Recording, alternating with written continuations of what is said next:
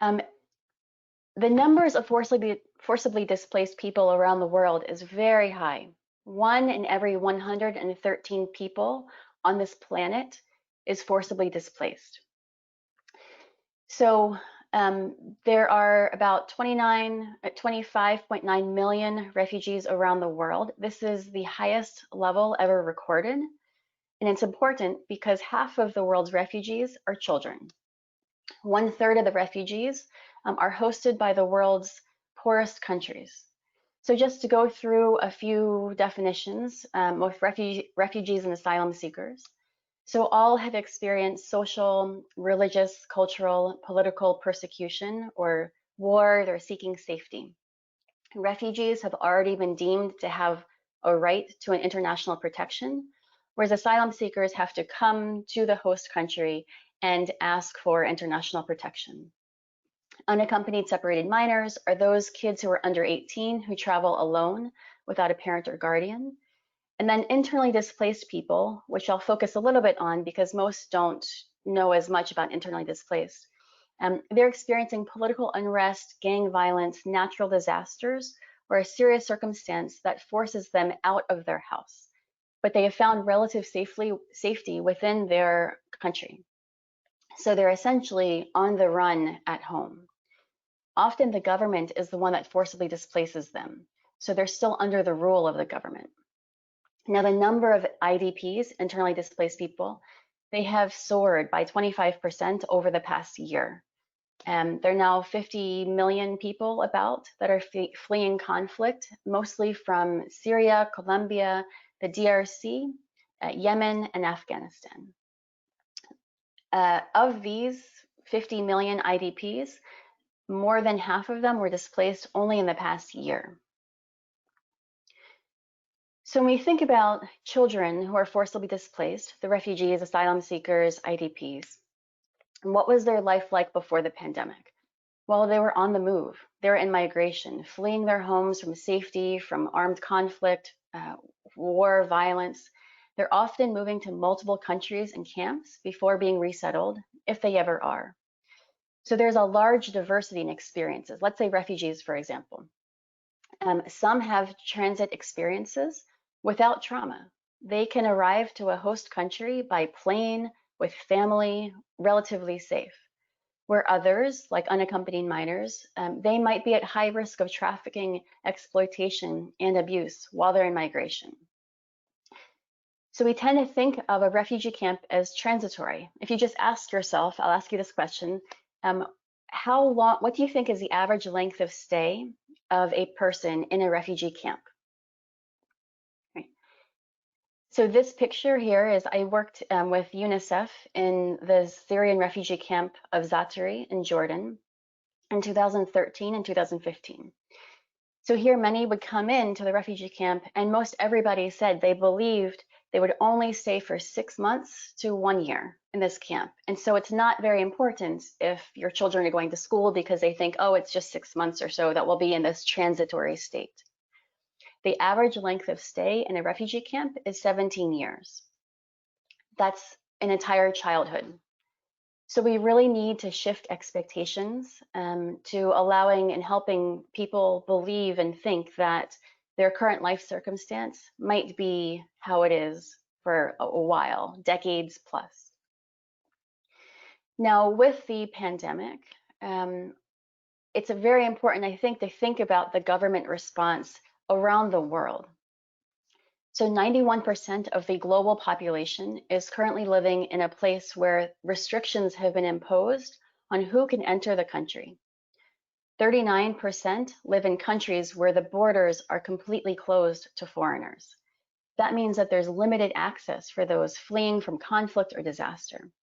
On average, there are 37,000 people that are forced to flee every single day. Now, there are some countries that are offering increased rights to migrants and refugees who have already arrived. Portugal, for example, granted migrants temporary citizenship so they have access to healthcare. But others, many European governments and the United States are turning people away, using the pandemic as an opportunity to repackage their migration control policies, closing their borders, citing public health measures to minimize the spread of COVID. The US has already thrown out decades of law and practice for the treatment of migrants at the border. Governments have also reduced NGOs' search and rescue capacity, meaning many people in transit face more dangerous journeys. They're forced to endure endless hours at sea, waiting days at crossings without adequate food, water, or deportation back to their homes where it's unsafe. With resettlement, relocation, and repatriation mechanisms suspended, there's also no alternatives for refugees and migrants trying to escape. So this is a picture of Malaysia recently turned away a boat of Rohingya refugees, stating the entry would hinder the country's fight against COVID. They were left at sea for about a month or so. So with these closed borders, people cannot flee violence, but they still need to find safety, so they become internally displaced. So what happens after the migration and they're coming to this, quote, transitory state, this transition state of a camp or a settlement or a detention center? Well, the humanitarian sector has minimum standards, let's say for a refugee camp, maximum of 120 people per one water tap, or 3.5 square meters of living space per person.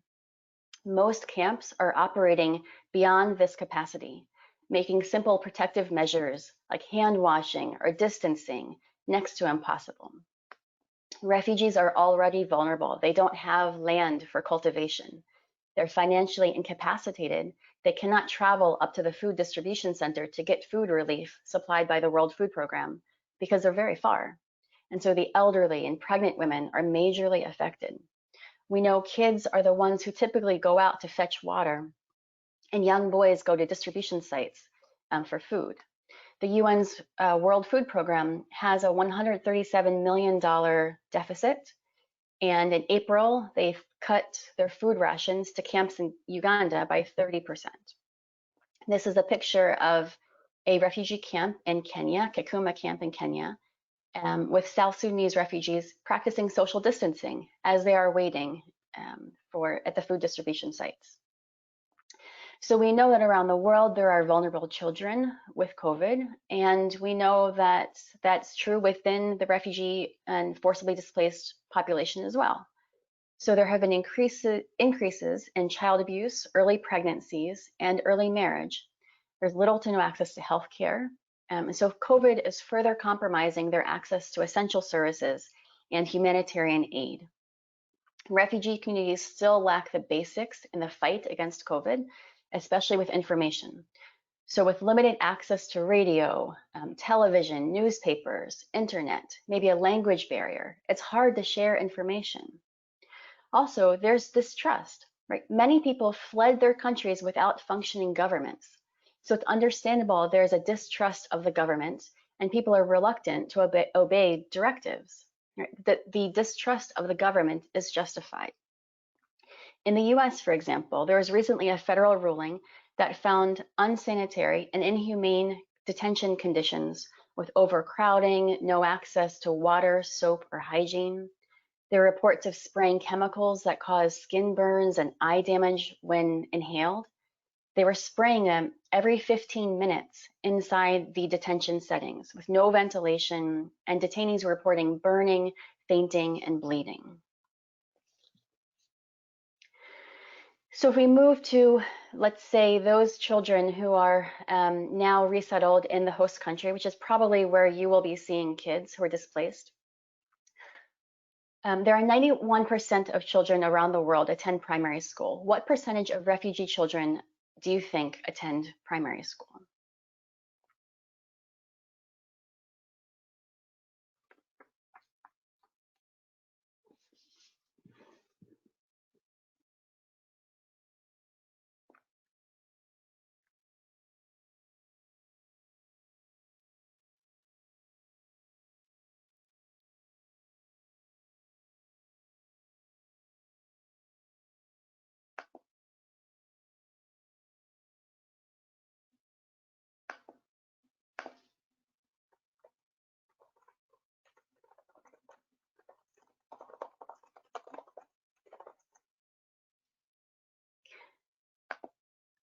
Okay, so most believe that 25%.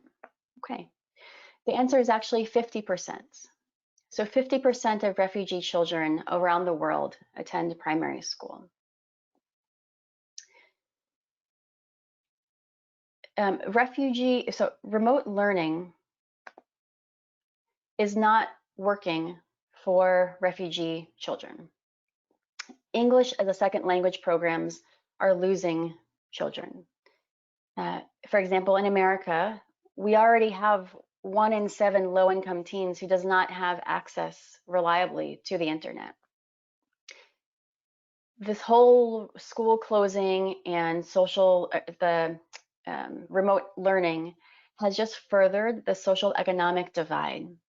Domestic violence is soaring amongst families. Child abuse has risen since schools have closed. Kids are relying on schools for food, for shelter. But on top of this, in America, we see the cultural and the political aspects at play. We have a president in America who does not believe in our science and our public health recommendations. So he's promoting risky behavior against public health and scientific advice. So there's more social unrest between those who believe in wearing masks and social distancing and those growing movement who believes that this is all a hoax and there's an anti-mask movement. Right? People are beyond frustrated with the political environment in the United States. And then with the management of the pandemic, now we have as well this social uprising where people are no longer tolerating things like police brutality and the systemic racism that is inherent in many of our social systems. Children are witnessing all of this on social media, on TV, through hearing their parents talk. It's a lot to take in for a child at this time. Many of our refugee children, our children of color, are experiencing discrimination, xenophobia, feeling like they have really nowhere to belong. So how can we help refugee and displaced kids? Well, we can validate their emotions. We validate it's normal to feel a wide range of emotions: sad, stressed, confused, scared, angry during this time. We can help to proactively identify coping strategies, right? People are resilient, and many former refugees have skills that have allowed them to survive through very hard situations in the past. So we can ask, what are things that you've done in the past that have helped you cope or feel safe? Who can you talk to? Who can you trust to help? What are some things you can do to help you distract even for a little bit? We can encourage kids to stay in very close contact with people who are important to them. We avoid social isolation because physical distancing does not mean social isolation. We can promote daily routines in our life. I loved that handout that Dr. Kim shared. I think that's fantastic to share, spread widely.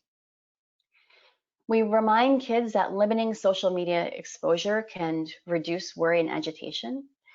And we should discourage unhealthy behavior like smoking, alcohol, substance abuse, but also just sleeping all day long. But those are at the individual level, and we need to do things systematically. So at the government side, we need to really recalibrate our measures and consider quarantining refugees and migrants on arrival rather than denying them entry. We can quarantine with facilities for 14 days. We can allow testing for COVID symptoms or allow self-isolation. We can protect host communities from getting COVID while not sending people back to places where their lives are being threatened. We need to stop the use of immigration detention. We can scale up and implement non-custodial, community-based alternatives. We should release all migrants in detention into alternatives by prioritizing children, families, and others who are vulnerable. And we urgently, while we're doing all of this, we should urgently improve the conditions of immigration detention. So in the US, again, a federal court cited our presidential administration for failing to meet the minimum safety standards in detention. They ordered the removal of all children from immigration detention by last Friday. We'll see if this actually happens. But this was after Trump's lawyers disputed whether migrant children are entitled to soap and a toothbrush. So finance and political commitment are crucial. They're critical. Leadership and resources will determine how successful a country is in managing a pandemic. And so I will leave you with this chart. These are the daily confirmed cases of COVID. And this chart is of 2 weeks ago. And this shows that it highlights that a country's status and the wealth of a country do not equate to the well-being of its people. We really need effective leadership and government level or systems level change to really implement the care and well-being for all of our people, including those most vulnerable. Thank you. I will leave you also with, feel free to reach out at any point with questions or thoughts. I'm on Facebook, I'm on Twitter. Full disclosure, I don't really know how to use those, but I think if you message me, I think I'll be able to figure it out. And if anyone is interested in learning more about how to work with refugees, children, adolescents, or families, my book was just published about last month, and it's co-edited with Peter Ventvogel, who is the Senior Mental Health Advisor to the UN High Commissioner for Refugees. We're very excited because the book, our authors are amazing from various sectors, the humanitarian world, the clinical world, and academics. So I thank you. I look forward to our discussion.